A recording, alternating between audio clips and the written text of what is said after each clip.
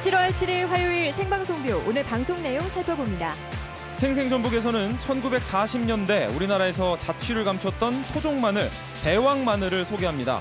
키가 1m나 된다는데요. 대왕마늘 시험 재배에 성공한 무주로 함께 가보시죠. 우리 시대 전북인에서는 방화선 부채장인을 만납니다. 아버지의 뒤를 이어 50년간 전통 부채를 만들고 있는 선자장의 자부심과 부채에 대한 애정을 들어봅니다. 네, 현장 속으로에서는 전주 한옥마을 꼬치구이점 퇴출 논란을 취재했습니다. 꼬치구이점이 더 이상 영업을 할 수 없도록 행정 절차를 밟겠다는 전주시와 영세상인의 갈등 짚어봅니다. 전라북도와 공감하는 시간 생방송 뷰가 여러분의 저녁과 함께합니다.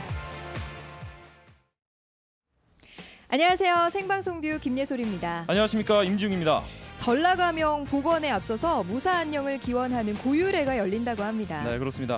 목요일 오전 옛 전북 도청사 자리에서 살풀이부터요, 퍼포먼스와 터다지기 같은 행사가 펼쳐진다고 합니다. 네, 그리고 이달부터 옛 도청사 건물이 철거가 되는데요.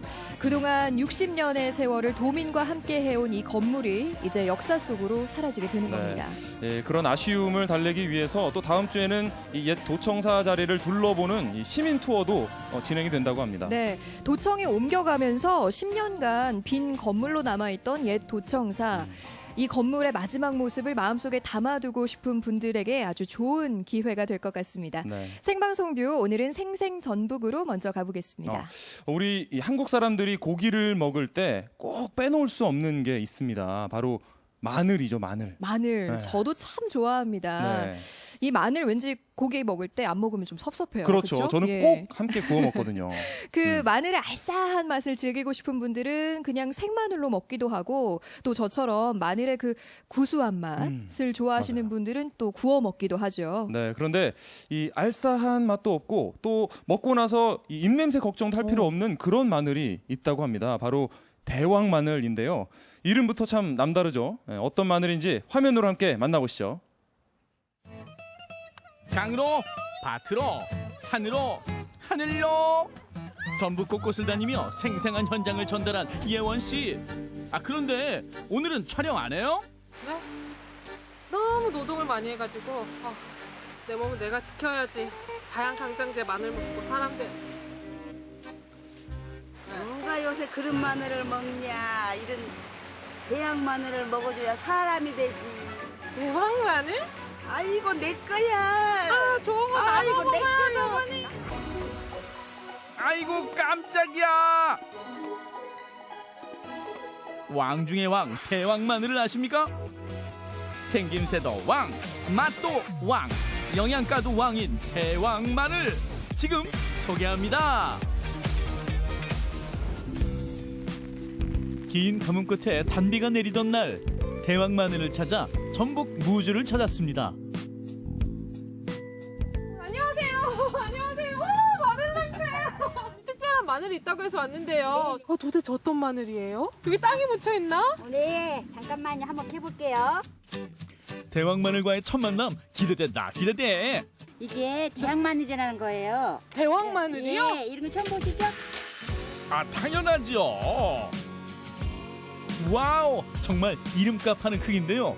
토종 마늘에 비해 줄기도 30cm 이상 길고 크기 역시 3배에서 10배가량 큰 대왕 마늘. 제가 마늘을 좀 먹어봤습니다만 이런 마늘은 또 처음이에요. 그렇죠. 도대체 어떤 마늘인가요? 이 마늘은 네. 대왕 마늘이라고 하기도 하고요. 그 점보 마늘이라고 하기도 하고 코끼리 마늘, 황제 마늘 여러 가지 이름이 불려지고 있습니다. 마늘 하나가 250g 나갑니다. 이게 토종 마늘입니다. 육족 토종 한지역 마늘. 어머나. 비교가 아가 되죠? 마늘. 아니 근데 이런 마늘은 유전자 조작되고 그런 그런 것은 전형된 아니고요. 마늘 아니에요? 이 마늘은 사실 그 1945년도까지 우리나라에 있었던 마늘입니다. 네. 그런데 아. 미 군정하에서 45년에서 53년도에 여기 없어진 마늘이었다가 네. 2007년도에 우리나라 농진청 유전자원센터에 반환된 그런 마늘입니다. 1940년대 미국으로 건너가게 된 대왕 마늘은 아린 맛이 적고 냄새가 거의 없어 인기를 한 몸에 받았는데요. 미국 오리건주에선 해마다 8월 중순이면 대왕 마늘 축제가 열린다고 하니 어느 정도인지 아시겠죠? 와.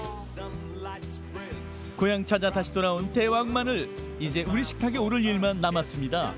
이런 일반 마늘과 이 대왕 마늘의 재배 방식에 어떤 차이점이 있는지 궁금해요. 재배상에 보니까 특이한 점이 일반 마늘에는 주화가 여기에서 맺히는데 이 대왕 마늘이 그 종구 옆에 이렇게 나옵니다.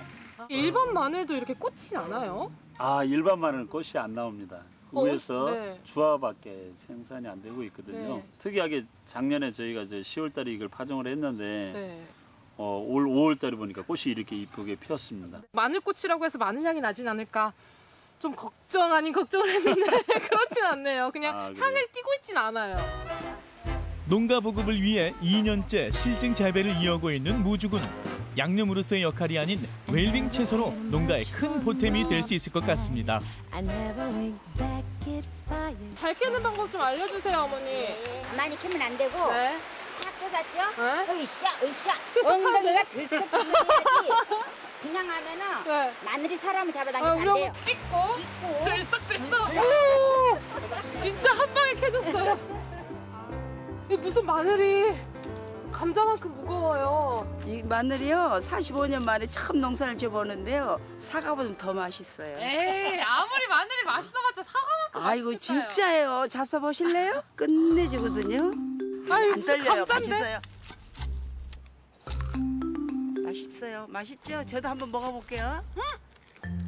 일단 씹는 식감이 살아있어서 아삭아삭하고요. 그 생마늘 맛있다, 특유의 톡 쏘는 맛이 일반 마늘에 비해 되게 적어요. 이 좋은 마늘 어찌 혼자 먹을 수 있겠습니까? 열심히 캔 마늘을 들고 거리로 나선 예원 씨. 내리는 비도 대왕 마늘 알리기에 나선 예원 씨 앞을 가로막진 못했습니다.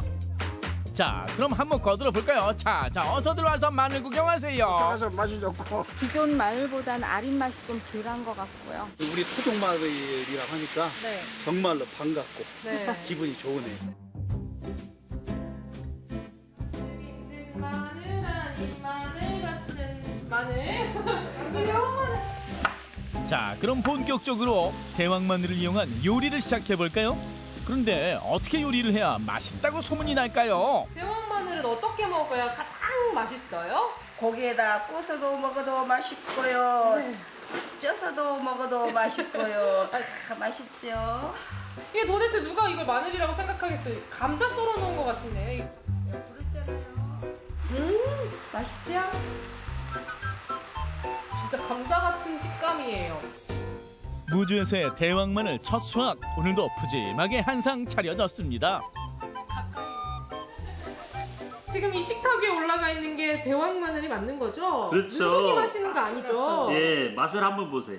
너무 크죠? 영 감자인데 이게. 아니, 맛을 보시면 맛을 아십니다. 한번. 예, 마늘 맞네요. 맞습니다. 마늘 맞습니다. 그 마늘의 알싸한 맛이 싹 빠지고 단맛만 확 남아 있어요. 그 어느 때보다도 더 먹는 데 집중을 하는 예원 씨. 어우, 맛있겠다. 마늘을 잘 못 먹는 우리 아이들도 네, 마늘을 그렇죠. 잘 먹을 수 있겠어요. 그냥 마늘이란 말 없이 아까 감자 먹어 해도 애들이 속을 것 같아요. 자연강장 효능이 있는 스코르딘 성분이 일반 토종 마늘보다 2배가 많은 대왕 마늘은요, 아린 맛이 적고 마늘 특유의 냄새가 거의 없어 입냄새 걱정 이제 안 하셔도 된다고요. 구워 먹는 것은 물론 샐러드 재료로 또 감자처럼 쪄서 먹을 수 있는 웰빙 채소 대왕 마늘. 몸에 좋은 건 물론이고 맛까지 좋은 이 대왕 마늘 앞으로 어떻게 할 계획이세요? 작년 10월부터 이제 2년차 저기 실증 재배를 하고 있거든요. 1년 정도 더 하고 2017년도부터 소비자들한테 판매할 계획으로 있습니다. 무주의 특산품 하면 예. 대왕 마늘 앞으로 네. 기대해도 될까요? 그렇죠. 천마 머루 다음에 그 대왕 마늘이 네. 새 소득 종목으로 네. 유망 종목으로 기대가 됩니다. 몸에도 좋고 맛도 좋은 무주 대왕 마늘. 많이 기대해주세요. 크기도 맛도 영양도 왕인 대왕 마늘. 다시 돌아온 우리나라에서 농가의 큰 소득원이 되어주길 기대해 봅니다.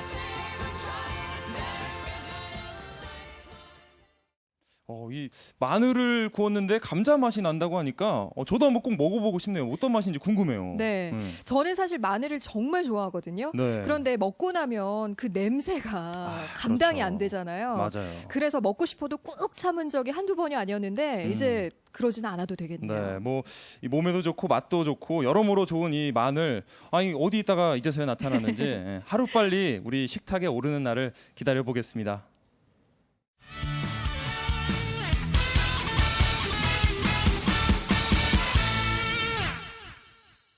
우리 주위를 둘러보면요, 이 바쁜 와중에도 짬짬이 시간을 내서 이 자원봉사 활동하는 분들을 많이 볼 수가 있습니다. 네, 그런 분들을 보면 주변의 사람들까지도 덩달아서 기분이 좋아지는 것 같습니다. 맞습니다.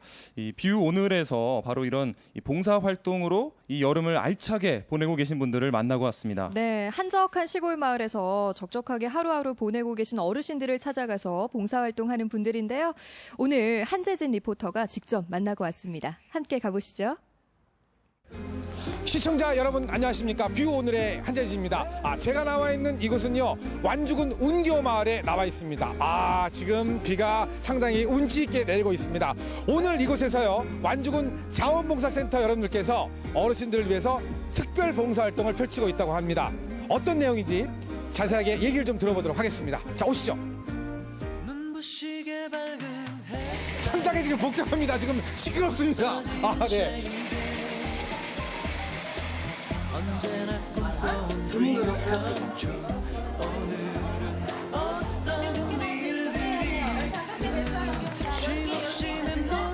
오늘 그 활동 내용에 대해서 좀 얘기를 들어보도록 하겠습니다. 안녕하세요. 예, 안녕하세요. 네, 일단 본인 소개를 좀 해주시죠. 예, 그 완주군 자원봉사센터의 사무국장을 맡고 있는 이성윤입니다. 네, 반갑습니다. 팥빙수가 정말 맛있어 보이는데요.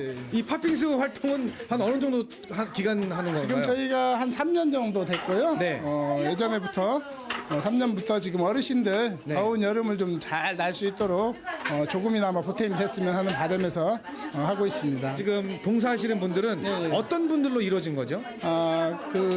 우리 행복나눔 봉사단이라고 해서요. 네. 각 읍면 우리 그 봉사단들이 자율적으로 참여를 해서 이렇게 돌아가면서 우리 어르신들, 지역 어르신들을 아끼고 사랑하는 마음으로 이렇게 하고 있는 분들로 모였습니다. 지금 아주 그냥 뼛속까지 시원하십니까? 네, 시원합니다. 네, 제가 한번 정말 한번 맛한번 보겠습니다. 이게 정말 보기만 해도 정말 맛있는데요.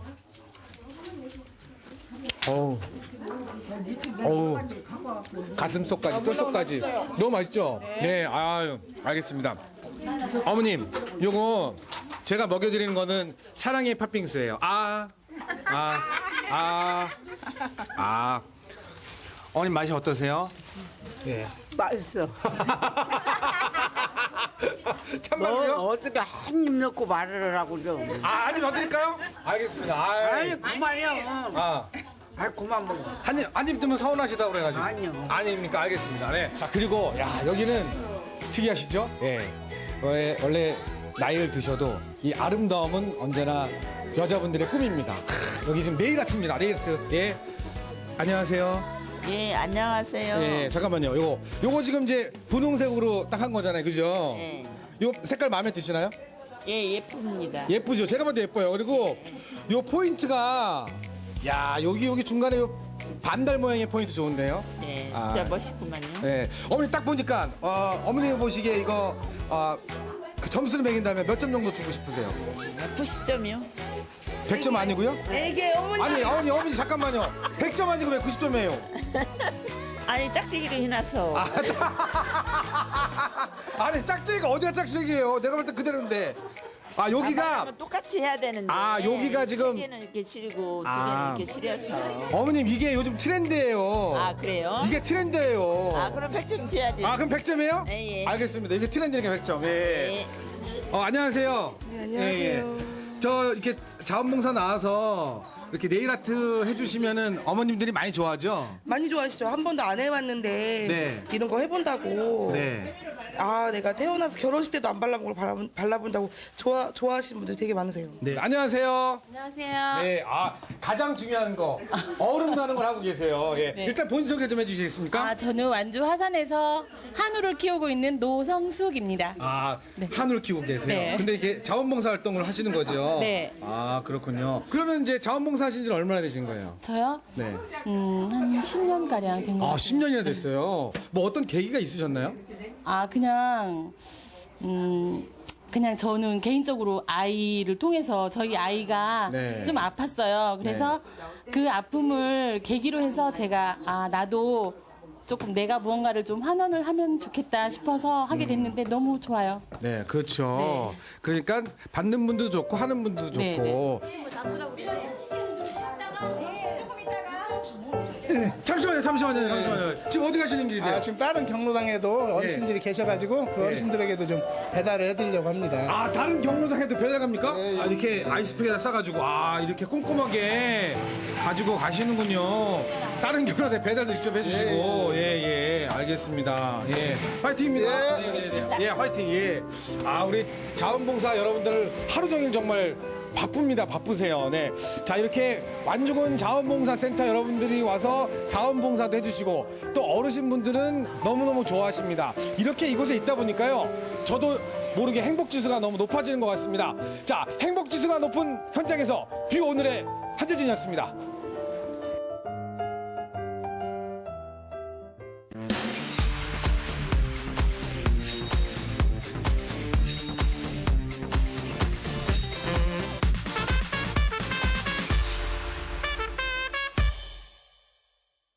요즘에는 이 기온이 조금만 오른다 싶으면 우리가 습관처럼 뭐 에어컨이나 선풍기를 이렇게 틀게 되죠. 네. 사실 오늘도 막 바람도 선선하게 불고 약간은 좀 쌀쌀하다 느껴질 정도인데 네. 아마 습관적으로 지금 또 냉방기 틀고 계신 분들 계실 겁니다. 네, 이럴 때일수록 우리 조상들의 지혜를 좀 떠올려 볼 필요가 있는 것 같은데요. 맞아요. 우리 조상들은 이렇게 더울 때 뭐 발을 씻거나 부채를 가지고 더위를 이겨냈었죠. 그렇죠. 이 부채 하면 또 우리 전주가 유명하잖아요. 그럼요. 뭐 일단 합죽선이 떠오르는데 부채에도 또 종류가 여러 가지 있어요. 이 네. 합죽선 같은 뭐 주일 부채도 있고 또 이 태극선 같은 이 단선 부채도 있고요.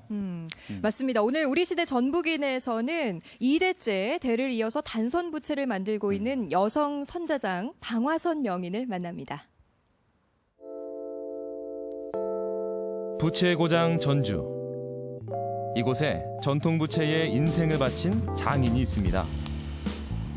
여성 선자장 방화선 씨가 그 주인공이죠. 방화선 선자장의 작업장에 가면 개성 넘치는 부채들이 방문객을 먼저 맞이합니다.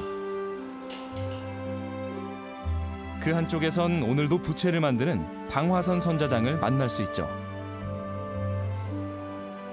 그녀가 만드는 부채는 주름 없이 평평한 단선이라는 종류입니다. 원래 부채를 우리 어머니 아버지가 만드셨어요. 그래서 자연스럽게 하게 된 거죠. 방화선 선자장의 아버지는 전북 무형문화재 10호 방춘근 선자장인데요. 이러한 영향으로 그녀는 일찍이 부채 만드는 법을 배우기 시작했습니다. 언니들이 작업할 때 그 살룰 때 그 살 튕기는 소리에 내가 빠져가지고 막 살을 놓고 싶어서 안달을 하고 살을 놓고 막 하다가 이게 최고 편안하고 최고 좋더라고요. 제가 최고 자신 있는 일이고. 가늘고 긴 부채살을 놓으며 그녀는 부채 인생을 걷기 시작합니다. 살이 100개가 넘게 들어가요. 빨개 대나무를 짜게 가지고 부채를 만드는 게 세미선이에요. 부채살을 가지런히 붙인 뒤 그 위에 한지를 덮습니다. 그리고 육중한 압축기에 넣는데요. 이 기계는 아버지 때부터 써온 도구라고 하는군요. 압축기라고 그러죠. 압축. 수동 이제 손으로 이제 이게 너무나 세게 눌러도 자국이 나서 안 좋고 적당한 힘을 가해서 딱 누르는 거예요. 선자장이란 이름은 하루아침에 거저 얻은 게 아니었습니다. 단선 부채는요, 형태나 그 선면을 다양하게 내가 하고 싶은 대로 활용할 수가 있어요. 그게 단선의 매력이죠. 방화선 선자장은 단선 부채에 다양한 무늬와 그림을 담았습니다. 특히 2년 전부터는 민화를 넣어서 서민들의 정서와 문화를 부채 속에 잘 녹여냈죠. 당시로서는 색다른 시도였습니다. 전통을 지키며 또 하나의 창조 작업을 시도한 셈입니다. 단선 특징이 이게 평면이라 앞면과 부채 뒷면 또 모양 형태에 따라 작가들이 의도하는 대로 어떤 모양이든 이렇게 만들어낼 수 있는 것이 이게 단선의 굉장히 큰 장점이거든요. 그 모든 그림을 다 이렇게 줄여서 선별해서 그릴 수 있을 만큼의 좋은 확보기라고 할 수가 있죠. 선풍기와 에어컨에 점차 그 자리를 빼앗긴 부채. 방화선 선자장은 부채에 새 날개를 달아주었습니다. 전통 문화를 기반으로 한 다양하고 화려한 변신. 방화선 선자장 부채의 특징이죠. 시각적으로 아름답고 예쁘고 이런 걸 많이 추구하다 보니까 크게도 만들고 적게도 만들고 뭐 마름모꼴, 뭐 직사각형의 모양, 뭐 한의선 다양하게 그냥 자연스럽게 만들어지게 되더라고요. 왜냐면 이제 요즘은 붙이는 개념보다 또 인테리어, 소품으로 많이 또 활용이 되잖아요. 디자인 면에서도 그러고.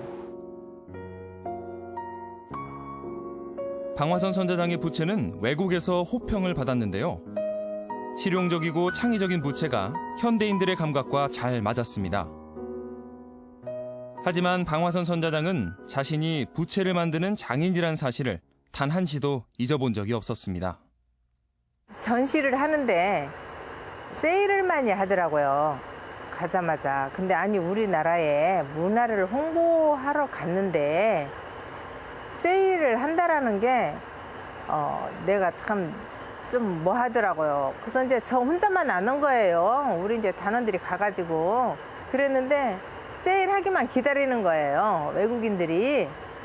그래서 끝까지 안 하고 왔는데 와가지고 이제 한국에 왔는데 그때서 막 주문이 이제 막 그 관광부로 막 오는 거예요. 제 부채를 사겠다고. 방화선 씨 곁에는 그녀의 작품의 가치를 알아봐주고 아끼는 사람들이 있습니다. 안녕하세요. 이정옥 씨도 그중 한 명인데요. 그거는 원칙 귀한 거라 민지야 저거는 주면 안 돼. 부채에다가 그림 그려서 나간 것들 싹. 이정옥 씨의 부채 사랑은 그녀의 가게를 보면 잘 알 수 있는데요. 마치 방화선 선자장의 작품 전시장이라 해도 과언이 아닐 정도입니다.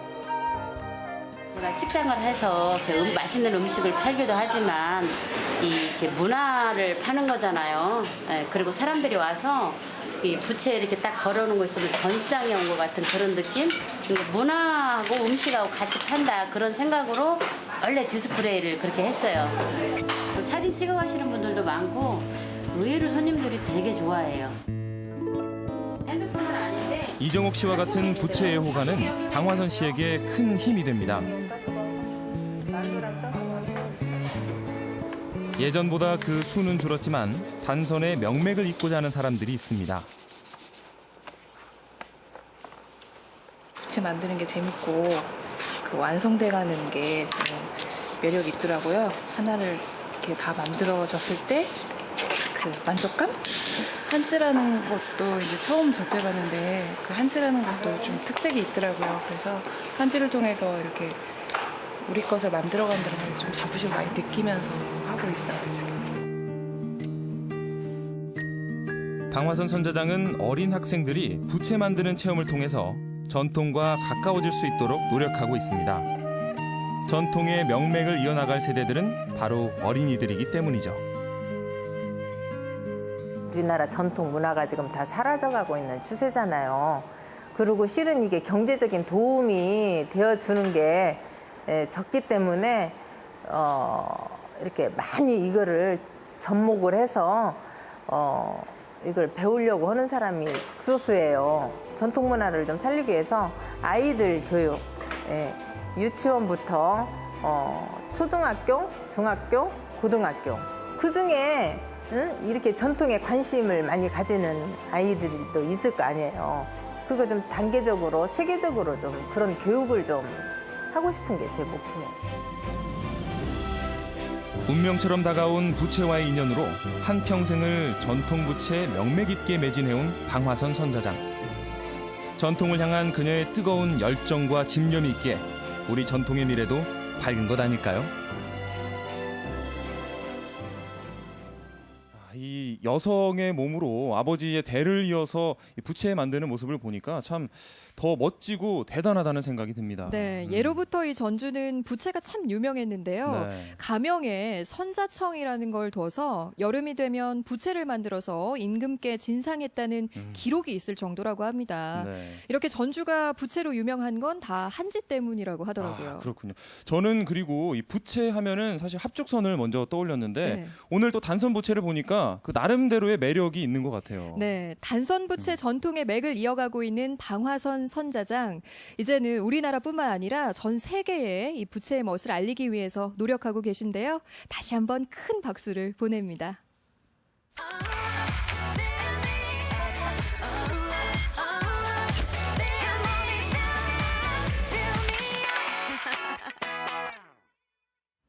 한 송이 국화꽃을 피우기 위해 이렇게 시작하는 시 국화 옆에서 아마 모르시는 분 거의 없을 것 같습니다. 시 좀 읊어보셨나 그쵸. 봐요. 예. 바로 미당 서정주 시인의 시죠. 네. 대표적인 시인데 이 올해가 미당 서정주 시인이 탄생한 지 100주년이 되는 해입니다. 네, 지난 6월 30일이 미당 서정주 시인의 탄생일이었는데요. 네. 그런데 이 서정주 시인은 문학적인 업적에도 불구하고 친일 행적 때문에 좀 비판을 받기도 하고 있습니다. 네. 오늘은 이 미당 탄생 100주년을 맞아서 김동수 미당문학회 회장님 모시고 서정주 시인에 대한 이야기 함께 나눠보겠습니다. 네. 어서 오십시오. 안녕하세요. 네, 반갑습니다. 어서 오세요. 네. 미당 문학회가 올 초에 만들어졌다고 들었습니다. 네. 어떤 분들이 함께하고 계신지 소개를 좀 해주시죠. 네. 지난 2월 7일 고창에서 평소에 그 미당시를 사랑하고 좋아하는 전국의 문인들이 모여서 미당시가 지금처럼 이대로 그 방치되어서는 안 되겠다는 일념에서 미당문학회를 창립하게 되었습니다. 네, 이 2월에 문학회를 만드셨고 네. 지금 뭐 160명 가까운 회원들이 있다고 하는데 네. 그만큼 우리 서정주 시인의 시를 사랑하는 분들이 많이 계시다는 의미겠죠. 네. 그동안 뭐 시 낭송회도 하셨고 예, 또 이 문학제도 준비하고 계신다고 들었습니다. 예. 네. 예, 올해가 이제 미당 탄생 100주년이 되어서 그런지 몰라도 네. 여러 문학단체에서 좀 관심을 갖기 시작했습니다. 처음에는 한 100여 명이 모였는데 저희들이 이제 그 의원 확대를 위해서 좀 노력을 한 결과 뭐 자문위원이라든지 고문이라든지 임원진을 확대하다 보니까 지금 120 전국적에서 160여 명이 모였고요. 네. 그동안에 그 지난 토요일 날은 전북문학관에서 미당시 낭송회를 창립했습니다. 네. 네. 7개 지부를 전국의 시도 지부가 결성되었습니다. 예. 그리고 이제 가을에 10월 말에 미당 문학제 때는 이제까지 그 고창 지역에서 주로 했는데 저희 네. 미당 문학회하고 공동 주최를 해가지고 좀 프로그램을 이제까지는 그 행사 위주, 흥행 위주의 프로그램을 좀 이제 본래의 미당의 문학 정신을 기리는 그런 쪽으로 저희들이 좀 같이 공동 참여를 할 계획을 갖고 있습니다. 네. 이 미당의 탄생 100주년을 맞아서 최근에 문학 전집도 발간이 됐죠. 네. 앞으로도 계속 발간할 예정이라고 하는데 소개를 좀 해주시죠. 그것은 지금 은행나무라고 출판사에서 이번에 그 미당 문학 전집을 대대적으로 발간하는데 20권을 목표로 했는데 내년에까지 20권이 완간이 되고 금년까지는 5권이 나왔습니다. 네. 네.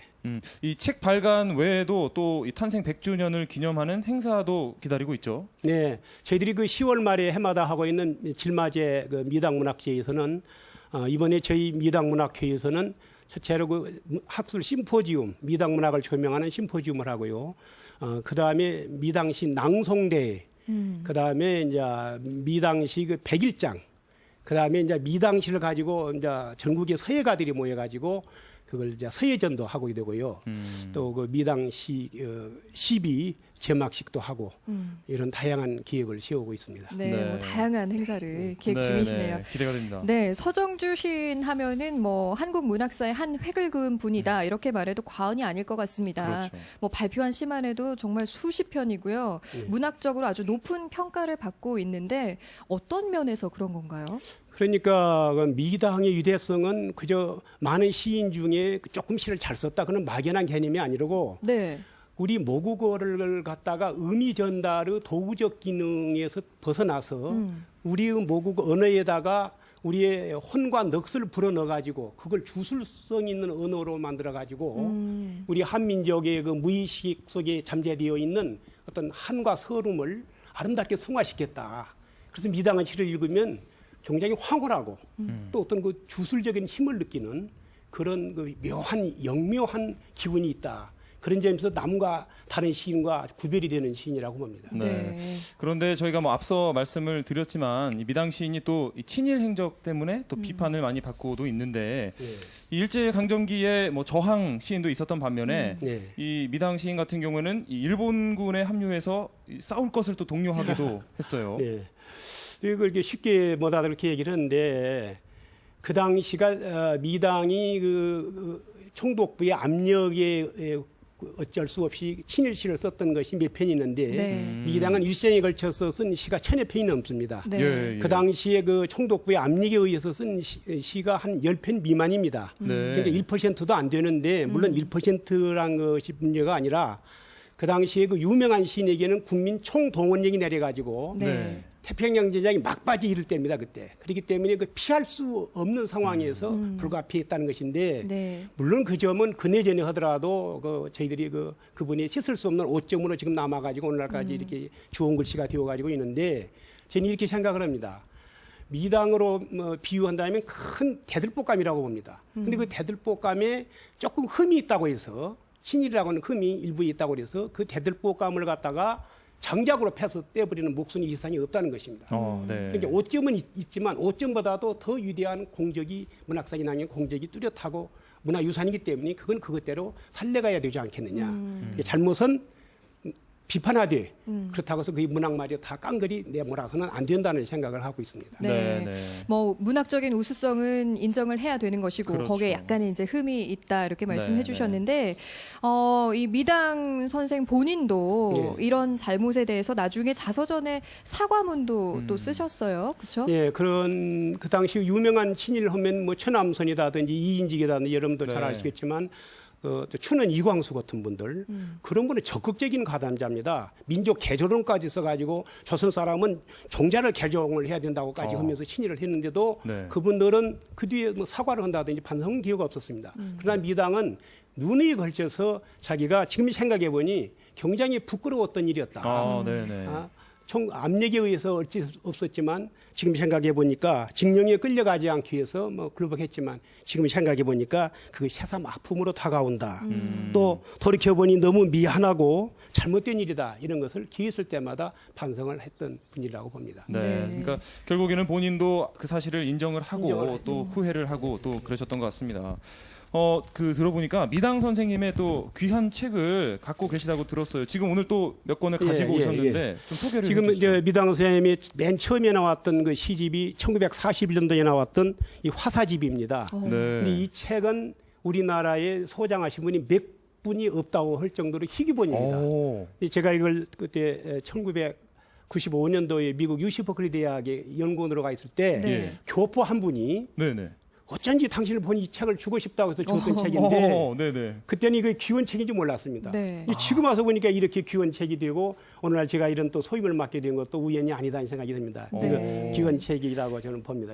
아니 뭐 지금 딱 보기에도 그 세월의 흐름을 고스란히 느낄 수가 있네요. 그리고 뭔가 이 연이 있으셨던 것 같아요. 그러니까 제가 그걸 느낍니다. 네, 또 다른 책도 가지고 오셨죠?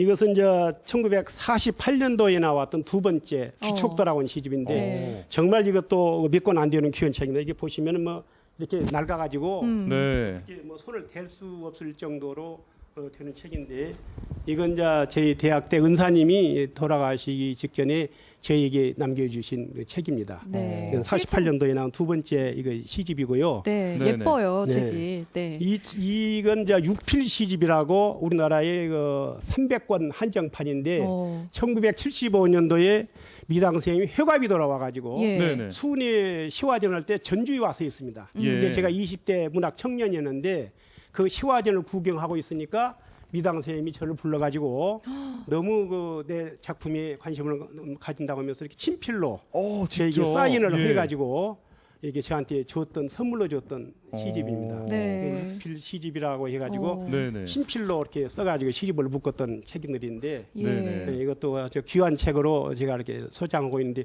지금 생각해 보니까 모든 것들이 우연이 아니었다 네네. 듭니다. 어떻게 보면은 이 앞서 소개해주신 책보다도 더 귀한 책일 수 있을 것 그렇죠. 같아요. 직접 받으셨으니까요. 사인해가지고 네. 줬던 예. 그런 것. 이 책 볼 때마다 감회가 남다르시겠어요. 그래서 저는 왜 내가 그래도 지금 이제 내가 회장을 우연히 맡다 보니까 이런 것들이 다 무슨 인연이 있었지 않느냐 그런 생각이 듭니다. 네. 아우, 귀한 책을 저희가 또 볼 수 그러니까. 있어서 영광입니다. 영광입니다, 진짜. 네. 감사합니다. 이제 뭐 오늘 이 서정주 시인에 대해서 이야기를 나눠봤는데 이 5점에도 불구하고 앞서 말씀드린 대로 이 서정주 시인이 우리 문학사에 남긴 업적은 결코 적지가 않습니다. 네. 이 탄생 100주년을 맞아서 시인의 공과를 좀 제대로 평가할 수 있는 기회가 만들어졌으면 좋겠습니다. 네. 네, 오늘 나와주셔서 고맙습니다. 감사합니다. 고맙습니다. 네.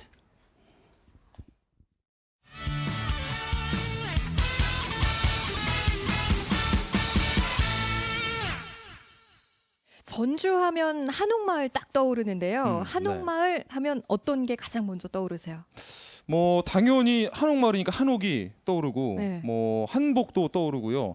요새는 이 길거리 음식들이 참 다양하고 음. 맛있더라고요. 그렇죠. 네. 실제로 이 한옥마을을 찾는 관광객의 대부분은 일일 먹방 투어 예, 맞아요. 이걸 하기 위해서 온다고 합니다. 네, 뭐 요즘 한옥마을에 많은 패스트푸드점들이 곳곳에 있는데 그 중에서 이제 꼬치구이는 더 이상 이 한옥마을에서 맛볼 수가 없게 될 것 같습니다. 과연 어떤 일이 있었는지 현장 속으로 해서 함께 확인해 보시죠. 전주를 대표하는 관광 명소 한옥마을이 최근 몸살을 앓고 있습니다. 한옥마을 오면 먹을 거 많다 그래서 문어꼬치도 먹어보고 그러려고 왔어요. 콩나물국밥이랑 꼬치류 같은 거 많다고 해서 치즈 전보다꼬치 먹으려고요.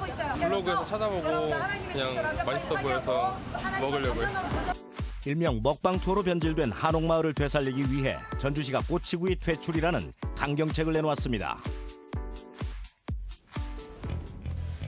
전국 관광객들의 관심을 한몸에 받고 있는 전주 한옥마을.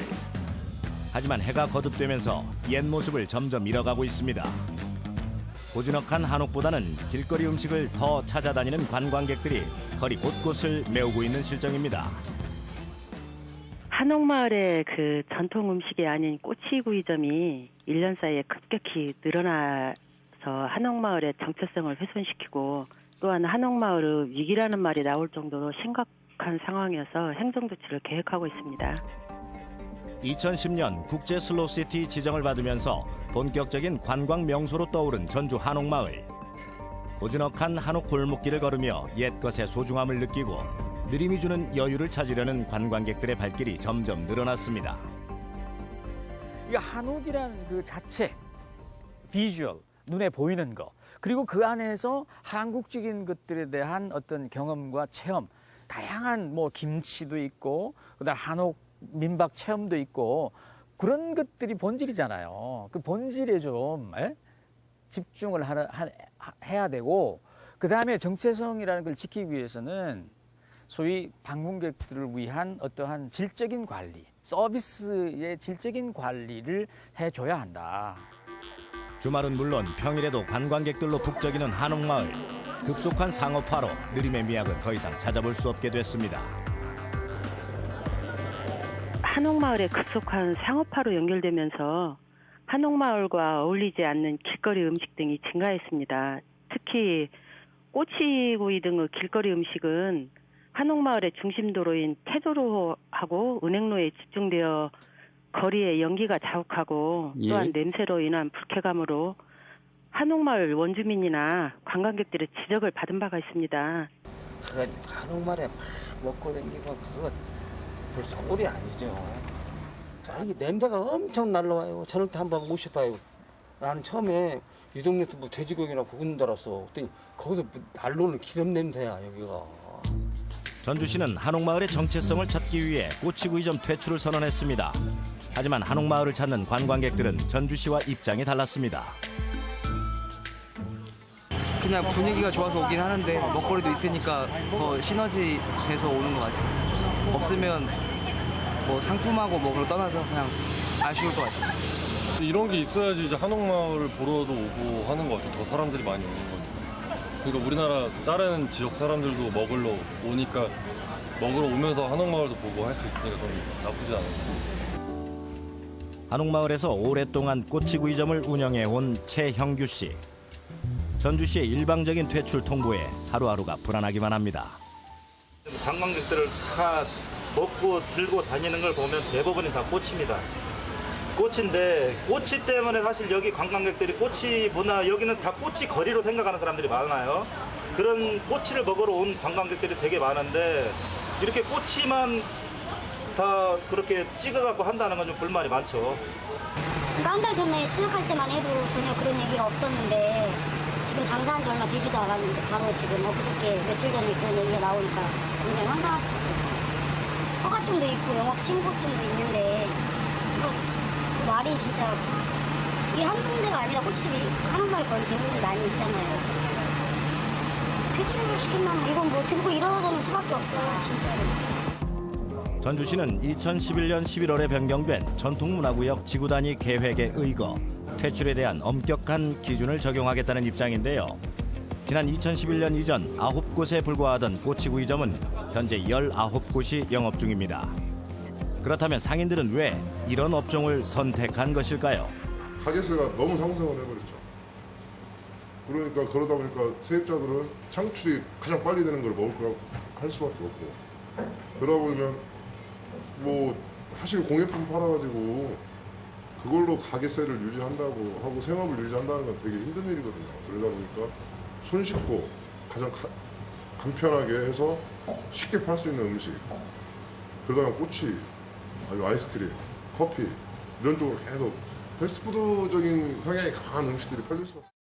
그동안 그 꼬치구이점 영업 취소를 위해서 첫 번째로 꼬치구이가 패스트푸드에 해당되는지 여부가 가장 중요했습니다. 예. 그래서 식약청에 질의를 했는데 식약청 답변이 전반적인 정황이 가능한 전주시에서 판단하도록 그렇게 회신을 받았고요. 저희 뭐 담당 부서 혹시 이제 그런 식품위생법에 대해서 뭐 유권위상이라든가 법령 재개정하는 쪽에 여쭤봤는데 전주시로부터 그런 걸 받은 기억은 없으시대요.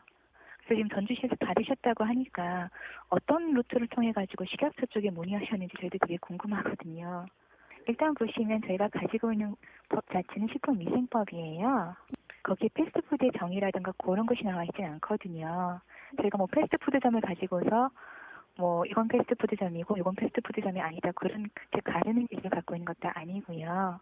그래서 지금 어떤 공문을 가지고서 그렇게 말씀하시는지 저도 지금 되게 좀 찾고 있는 중이고요.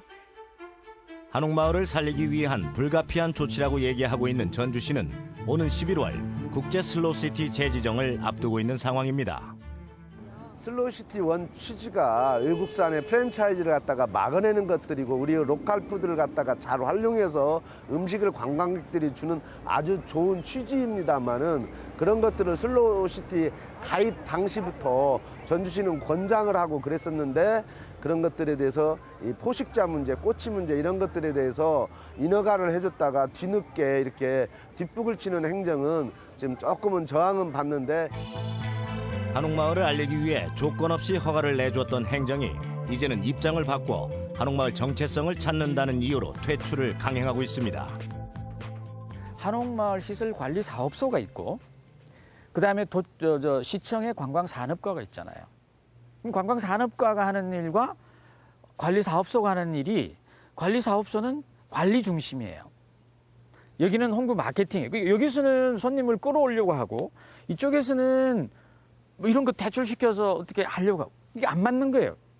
이거 제가 생각할 때는 이 시설관리사업소와 이 관광산업과의 어떠한 그 업무 분담을 저는 통합해서 가야 된다.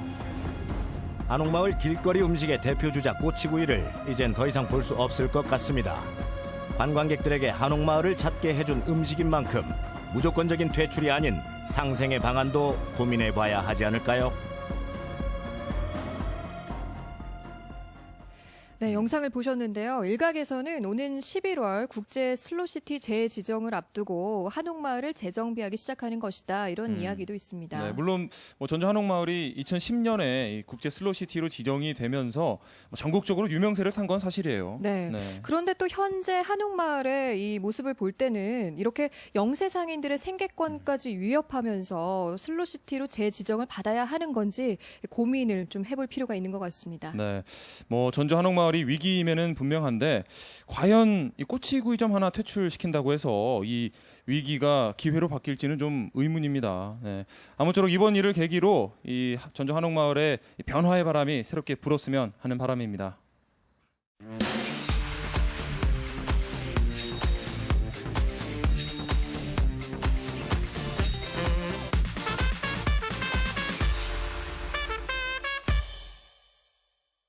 오늘 전국은 지금에서는 좀 특별한 이발소를 찾아갑니다.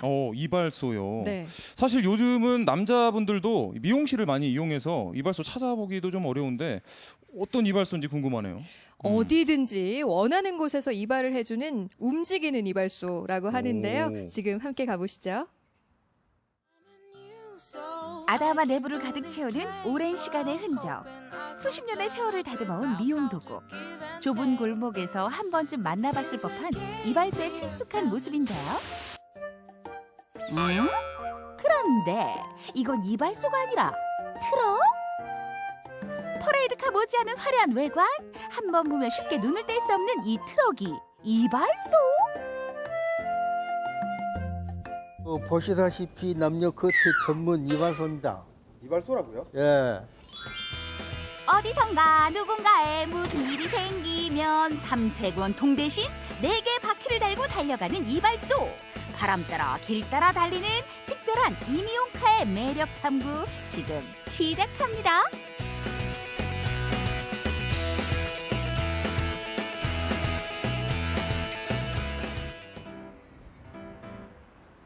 모두들 새로운 하루를 시작하는 분주한 아침. 할아버지 아침 또한 여느 아버지의 출근 풍경과 다르지 않아 보이는데요. 그러나 할아버지의 출근길을 특별하게 만들어주는 이 트럭이 바로 할아버지의 일터입니다. 지금은 선생님들 어디 가시는 거예요? 어디로 가시는 거예요? 다리 밑에. 예? 다리 밑에 시원한데 그늘 지고 좋거든요, 거기가. 그날 날씨 따라 할아버지 기분 따라 바람 따라 길 따라 할아버지의 트럭은 어디든지 갈 수가 있는데요. 오늘의 손님을 맞을 곳은 바로 이곳.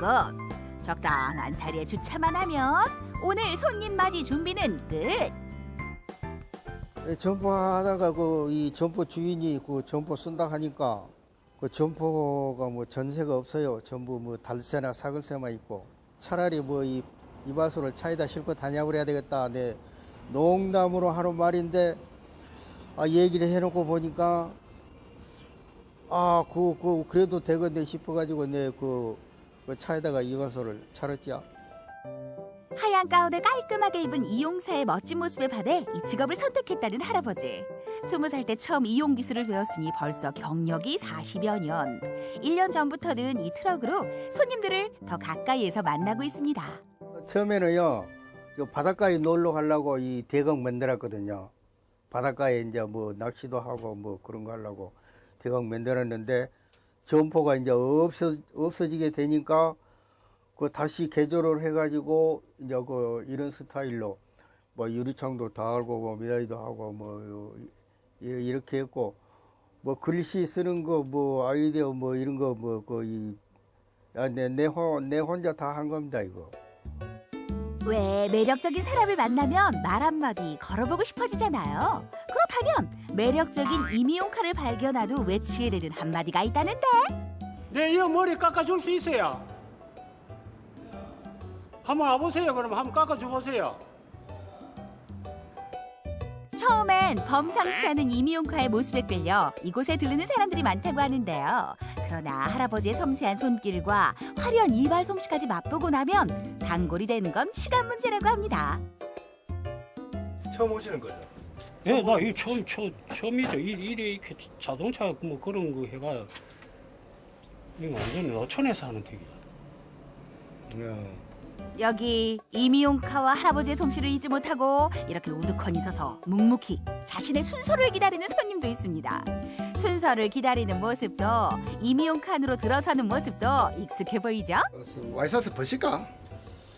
아니, 안 벗어도 된다고? 그래 그럼.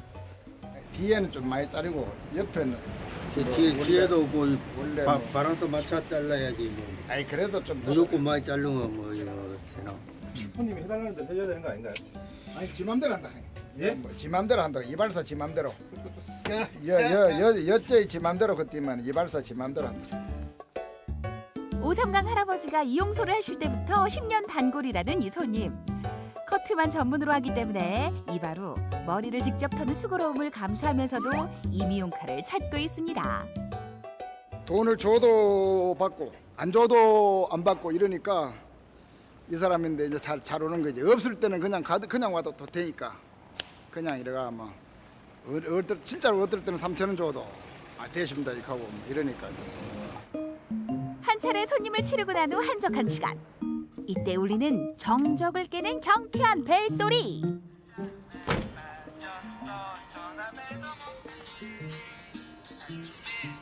예, 이발소입니다. 아 지금 예? 예, 지금 갈까요? 예, 알았습니다. 감사합니다.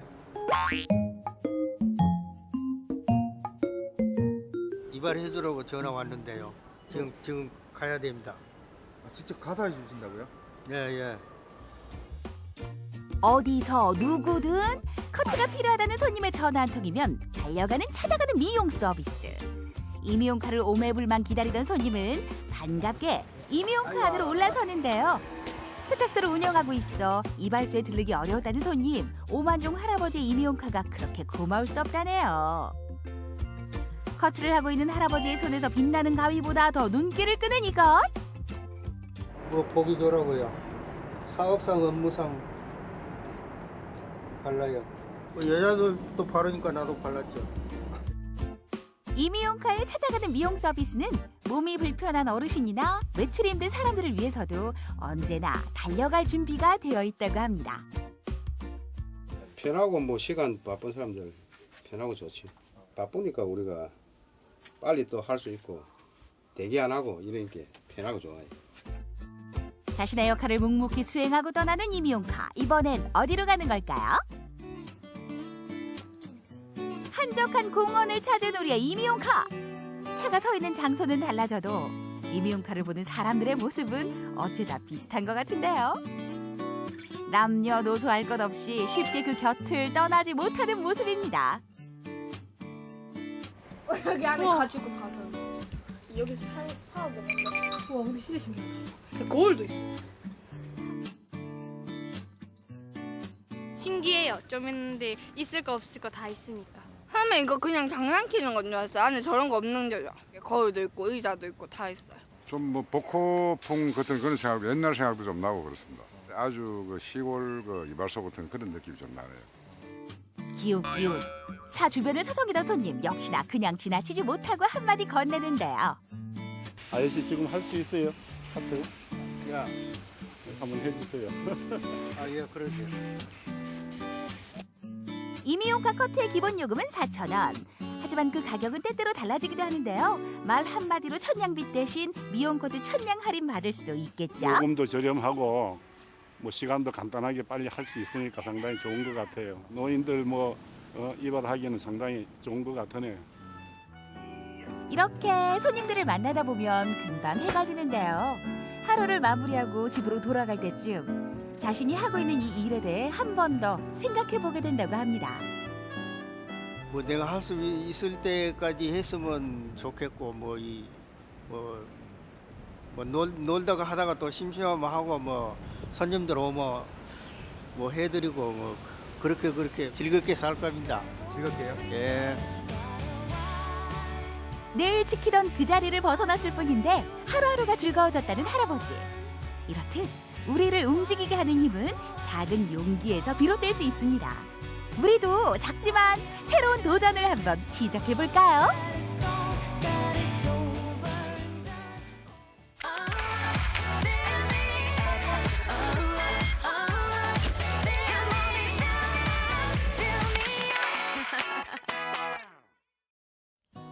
이어서 이번 주 전북 소식입니다. 임실 작은별 영화관에서는 오는 17일까지 2015 작은별 영화관 기획전을 개최하고 무료 관람 행사를 실시합니다.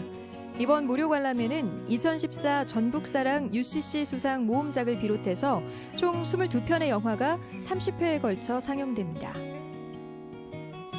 한국의 대표적인 다큐멘터리 사진작가인 고 김수남 작가의 사진전 아시아의 원풍경이 군산 이당미술관에서 열립니다. 이당미술관 개관 기념으로 열리는 이번 전시회에서는 사라져가는 한국 무속신앙과 아시아 소수민족의 전통 문화를 만날 수 있습니다. 전시회는 오는 19일까지입니다. 타악 연주단체 아퀴타다의 공연이 내일 저녁 7시 30분 우진문화공간 예술극장에서 열립니다. 다양한 실험과 창작을 통해 보다 발랄하고 재기 넘치는 무대를 보여줄 이번 공연에 많은 관심 바랍니다. 전주 시민놀이터 갤러리에서 생애 첫 번째 전시 나도 작가전이 열립니다.